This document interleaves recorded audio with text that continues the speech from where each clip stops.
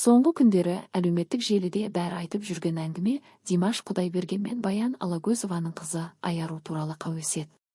Екеуі кездесіп жүр екен деген сөз желіде тарап, халық арасында қызу талқыланып жатыр. Бірақ шын мәнінде бұған ешқандай ресми дәлел жоқ. Қайта жуырда Айарудың өзі берген сұхбатында мүлде басқа нәрсені айтты. Ол осы күнге дейін бірде-бір жігітпен жүрмегенін ашық мәлімдеді. Айару қыздарға өзін бағалауға кеңес беріп, қызықты оқиғаны мысал қылып келтірді. Ол киноға билет аларда кезексіз өтпек болған бір жігітке ескерту жасағанын айтады.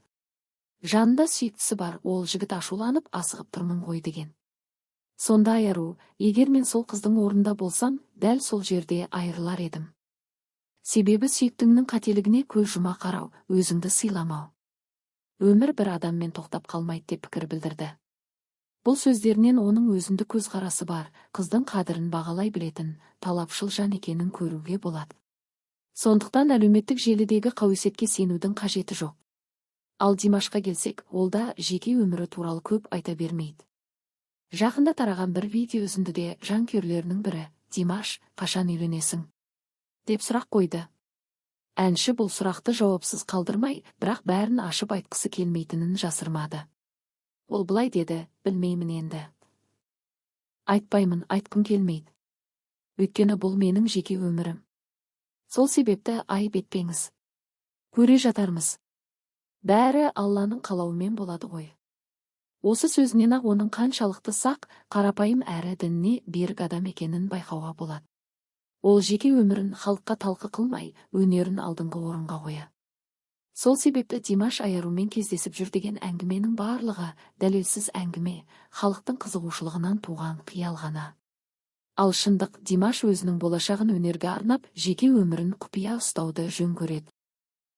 Бір нәрсе жақсы болсын, жаман болсын, ол өмірдегі бір сәт. Өмірдегі бір сәт. Мысалы,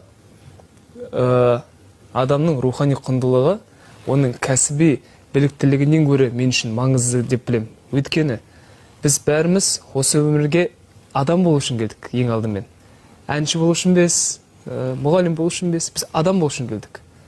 Сол себептен ең алдымен адами қасиеттерді, рухани құндылықтарды байыппен сақтап қалу біздің ең басты парызымыз деп ойлаймын. Өйткені менің әрбір ісім, әрбір жасаған әрекеттерім тікелей менің ата-анама келіп тиеді. Ата-анам кезінде осы Димашқа кезінде әке-шешесі дұрыс тәрбиелемеген дейтін сөзден аулақ болу үшін барынша өз-өзім жерге түсіріп жүрмін. Әрине,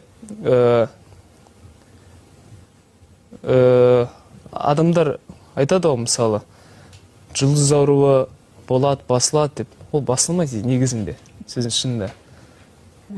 Ол мысалы тек қана мына болып жатырған жағдайға өзіңіздің кәсібіңіздің бір бөлшегі есебінде қарасаңыз, және де сабырға келсеңіз, бәрі де дұрыс болады деп ойлаймын.